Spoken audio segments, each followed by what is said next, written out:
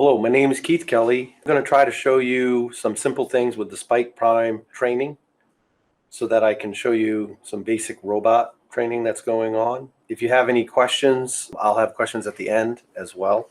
I'm going to go through the basics. Basically, I'm going to introduce you to the kit and kind of show you what you get in the kit from you start. Then going to go and show you how to update the hub, how to connect the Wi-Fi to the hub, and talk about the software.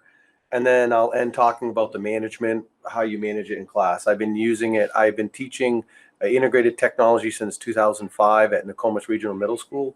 And we've been using some of these Lego kits. I've had some since, I've used Mindstorms for this, and I've had them since last year. So I'm going to try to focus on the kit that you guys get in the box that comes. And I'm doing the Lego Prime. The Essential kit is very similar to the Lego Prime kit that we have. Pretty much the same thing, just a little bit less of the motors and a few things of that nature, and I can talk about that too as well. So when you get the box,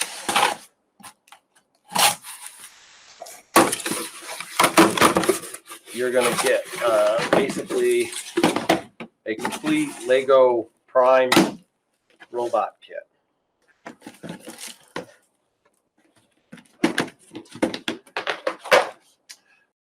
The cool thing is on the back, it shows you all the parts. Okay, you get the sticker. They give you the tray. Everything out.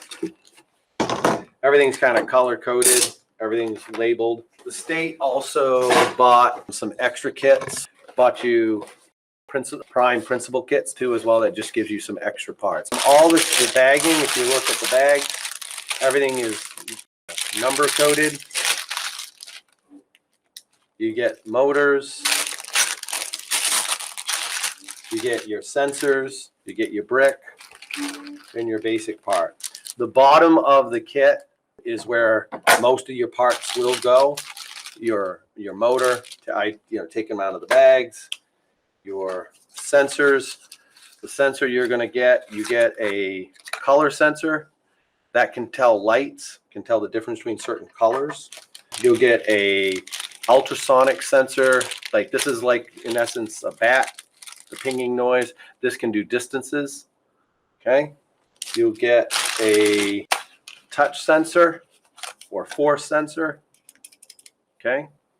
Motor-wise, you get two of the smaller motors that are like longer, and you get one of the bigger motors, kind of a larger unit that you get. The motors have plug in just like all the connectors. There's only a set way to be able to plug it in. Comes with a brick, and you have the battery. Comes built in. It's notched to only go one way. Click, and you have it in, and that's basically your robot. You can see that it is labeled A, B, C, D, E, F. Okay, that becomes important when kids are plugging things in. These notches go right in for plugging in. They only go a certain way when you plug them out. We'll talk later on, but you get the power button, you get the Wi-Fi connector button, and you'll see your speaker, and later on we'll talk about in their software for the gyro, like how the balancing one. Now there's more bracketing that comes with it as well. You get a set of wheels, struts.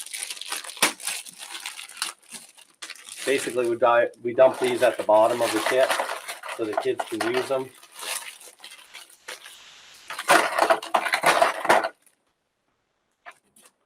So you'll get a basic tire,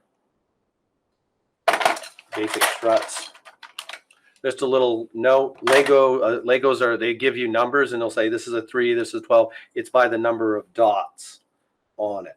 So as you count how many of these dots, that's what that number, that piece would be called of that type.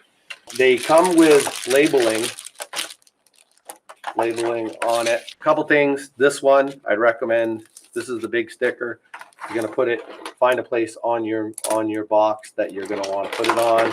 And we'll talk about this later in management, but you're going to want to number everything. They come and they show you in the picture where these will go. So each slot, so this is a 1. You line it up, put it in. You can see 2.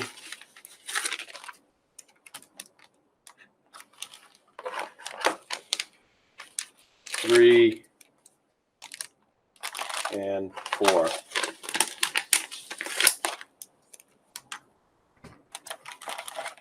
Okay.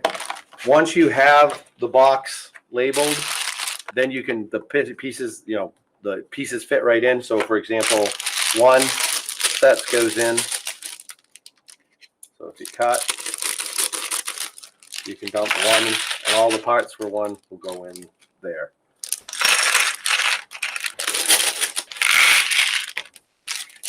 And then, so that's your one tray. Now, again, all the bracing and all the other ones that go on the bottom. You do get a power cord for your hub. That USB that you can plug into a hub for powering. So USB. This end clicks in the back. I recommend one thing you got to talk about when you're building with the kids is tell them, especially when they do free builds, not to block so you can't get to charge it. I'll show you some samples, but certain of the robots, if they build the backwards in a way, then you can't get into for plugging. The battery is about a 4-hour battery, and I'll talk about USB and all of that. I do mark mine at the top so I know which, because I can just, when I'm plugging, I can see, oh, I just put a little black dot on top of it, and I know, oh, that's the direction for it to go. Now we have the tub. Oh, I will point out you have little stickers to mark, to put it on, to mark it. Well, and again, the more you label these, the better off you are.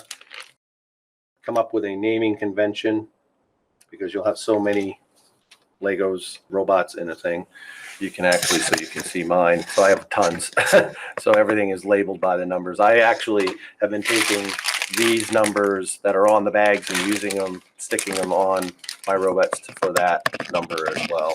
You can print something too as well.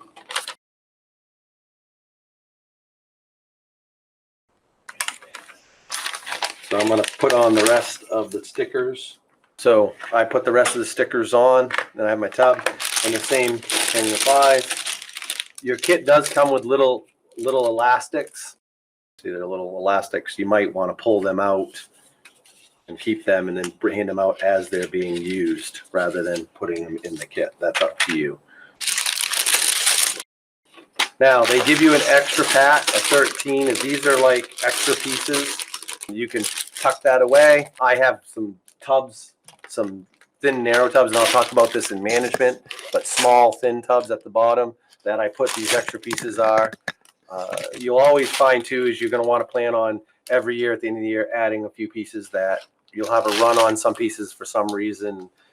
For, every year, for example, this year, these little feet my kids have liked to lose this year, so I'm going to have to get more of those.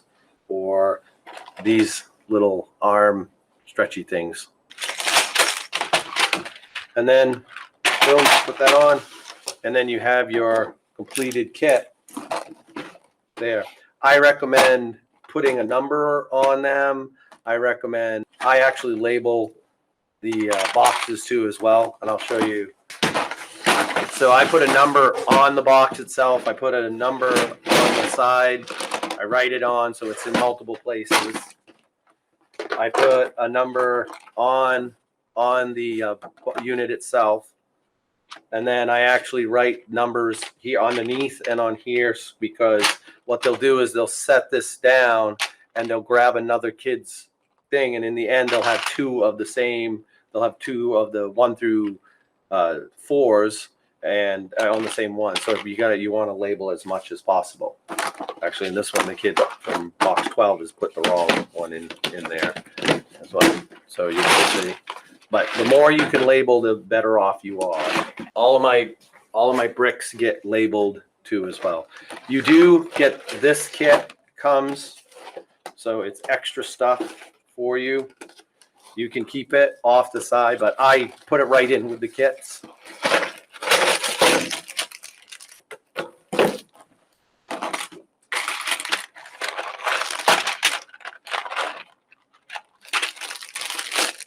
It's an extra set of wheels. I use these when I give them free build time. An extra bracing. You have a yellow one and now you have a blue one. So you get a little bit more of these. Okay.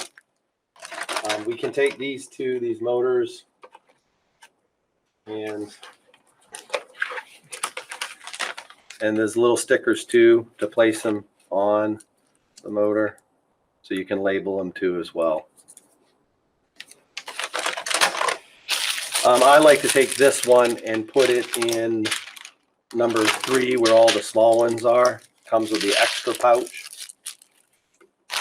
And this one you can do some sorting and do that, or you can put it on the bottom, depending on how you want to sort it. I'll have the kids do some sorting around this too as well. But so there's your basic kit that you have. And that's part 1.